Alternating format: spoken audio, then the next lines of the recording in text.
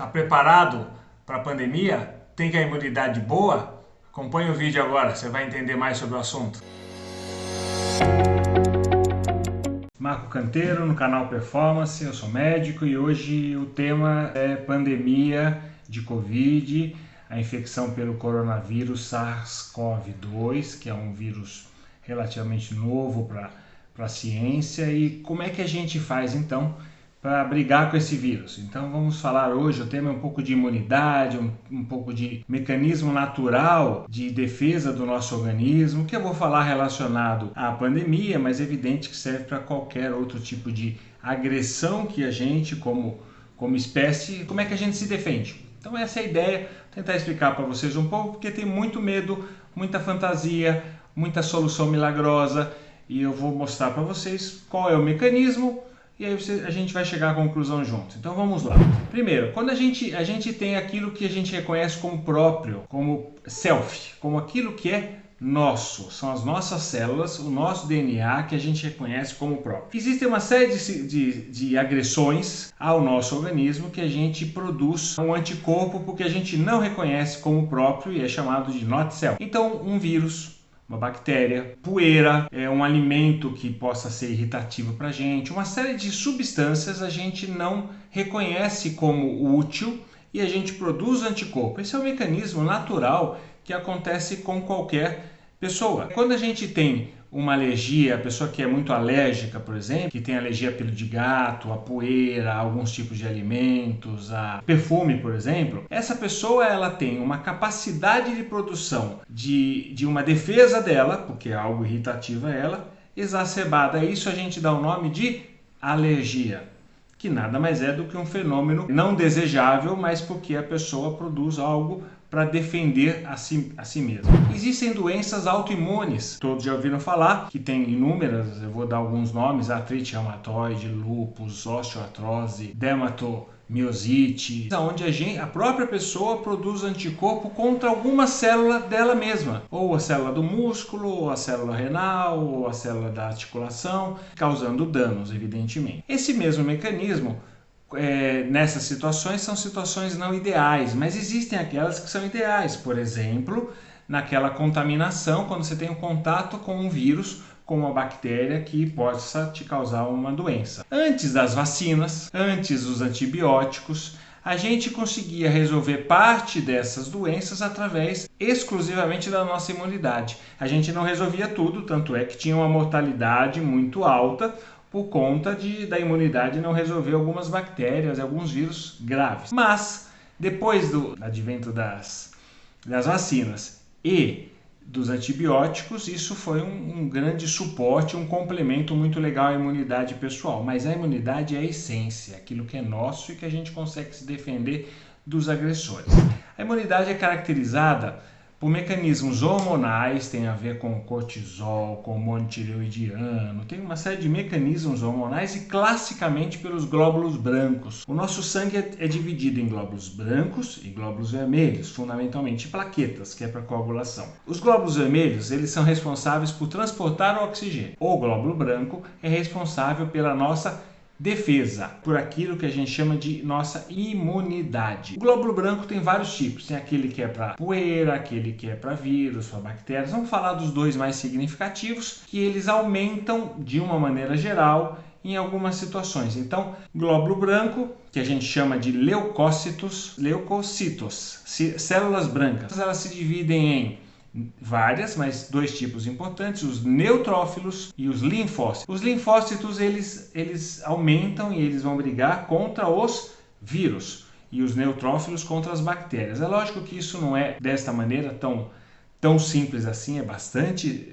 sofisticado esse mecanismo imunológico, mas para que fique fácil, para que você, que não é médico, que é leigo nesse assunto, possa compreender melhor a dinâmica desse processo. Quem produz os glóbulos brancos é uma estrutura chamada medula, que fica dentro dos nossos ossos longos. Então, no fêmur, no osso da bacia, nos ossos maiores que a gente tem uma estrutura que produz o sangue de uma maneira geral, inclusive os glóbulos brancos.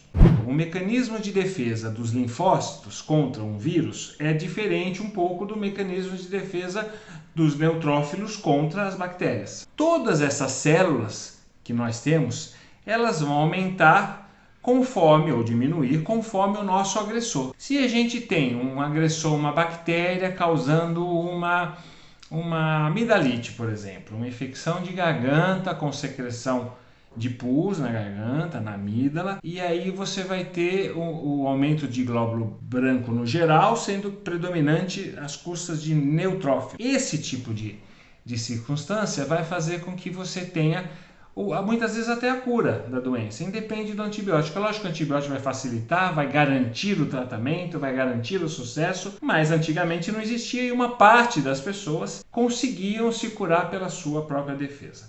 No caso do coronavírus SARS-CoV-2, esse vírus que é o que todo mundo tem muito medo, muito receio pela sua dinâmica não totalmente conhecida. Então o que acontece? No caso desse vírus, a gente tem um mecanismo de produção de anticorpos através dos glóbulos brancos que vão desencadear um fenômeno de produção de anticorpos que nada mais são do que proteínas que reconhecem esse vírus e por isso a gente tem a imunidade de uma maneira geral das doenças virais por muito tempo. Então a gente tem o linfócito, que é a célula que mata o vírus na sua agressão. Mas em paralelo existe a produção de anticorpos, que são substâncias proteicas que vão reconhecer aquele vírus numa próxima situação, num próximo contato e vão inativá-los. Esse é o mesmo mecanismo da vacina. Na grande maioria das vacinas funcionam assim, estimulando a sua produção de anticorpos, sem você ter a doença. Mas você também pode ter anticorpos tendo a doença, isso acontece quando você tem varicela, por exemplo, catapora, né? Quando você tem uma doença como essa, você produz anticorpos e habitualmente, na grande maioria das vezes, você não tem um novo evento equivalente ou com a mesma intensidade, porque você produziu anticorpos. O que modula a nossa medula óssea para poder construir esses leucócitos tão importantes para a nossa imunidade? Uma série de coisas vão fazer com que isso funcione bem. Primeira delas, uma boa nutrição.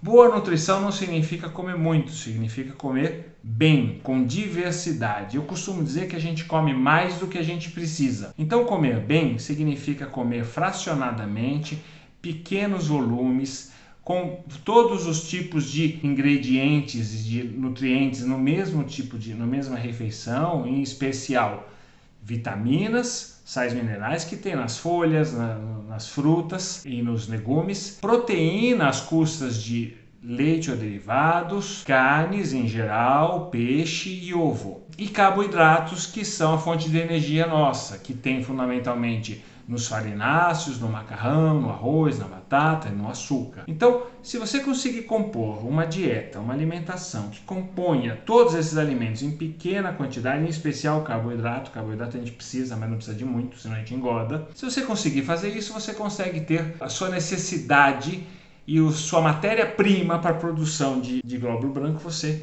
tem disponível. Então a primeira coisa é a alimentação. Segunda coisa é tratamento e controle das doenças crônicas. Então se você tiver hipertensão arterial, diabetes, fundamentalmente essas duas, hipotireoidismo e outras doenças crônicas, aquelas que você tem cronicamente, que você não tem uma cura. Cura, por exemplo, você tem de uma amidalite. Você é um começo, meio e fim.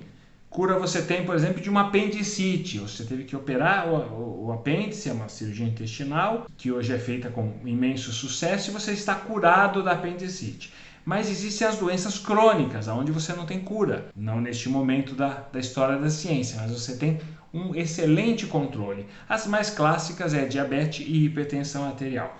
Controle essas doenças de uma maneira significativa, porque a irrigação, o sangue que chega na medula, que produz o próprio sangue, vai ser mais pleno, vai ser mais adequado. Então, o controle de doenças crônicas é absolutamente necessário para uma boa imunidade. Exercício físico, terceira dica. Exercício físico te propicia uma melhor circulação em todo o nosso corpo, inclusive na medula que produz os glóbulos brancos. Então, exercício físico tem vantagens para todos os segmentos do nosso corpo, inclusive na produção de um sangue o mais saudável possível. Outro item é o sono. É algo que a gente muitas vezes come o sono, vai ver um filme, fica até tarde, tem que acordar muito cedo e acaba não valorizando o nosso período de repouso de maneira plena. A gente reconstrói todas as funções orgânicas no sono, comandado pelo repouso cerebral. O cérebro fica em repouso, tem uma atividade básica que pode reconstruir, que faz com que todas as atividades do fígado, do rim,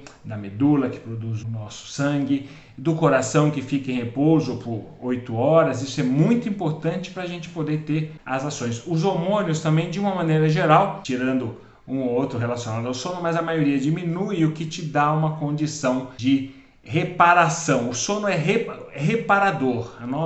Esse nome é bastante emblemático. Ele repara, ele permite que você volte à sua condição original. Então, sono é importante. Falei, vamos lá, vamos lembrar: alimentação, atividade física, controle de doenças crônicas, sono legal. Quinta dica muito importante: sol.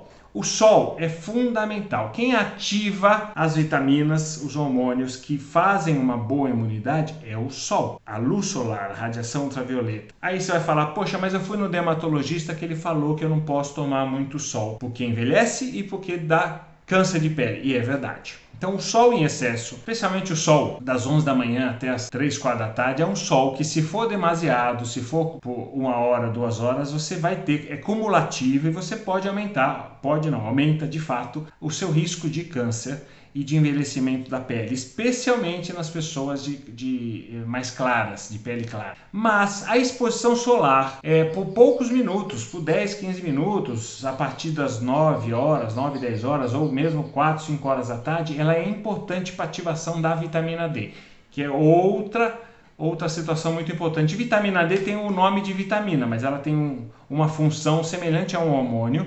É muito importante em vários mecanismos corporais, inclusive na imunidade.